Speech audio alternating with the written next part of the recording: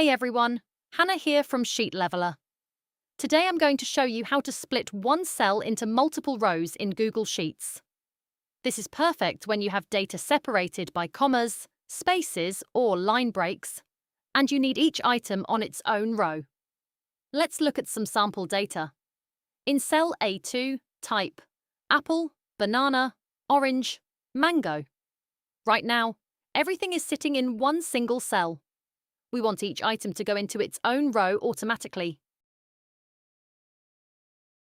Here's the formula.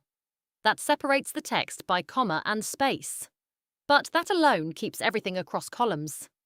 To force it into rows instead, we wrap it inside TRANSPOSE. Use this. Press Enter. Now each item spills vertically into its own row. Let me quickly explain what's happening. Split breaks the text apart based on the delimiter, in this case, a comma and a space. Transpose flips the output from horizontal to vertical.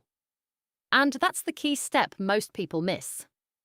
If your data is separated by something else, like a semicolon or a line break, just change the delimiter inside the quotation marks. The full working formula is in the description below, so you can copy and paste it. That's it. Clean, fast, and no add-ons required. If this helped, subscribe for more simple Google Sheets tips.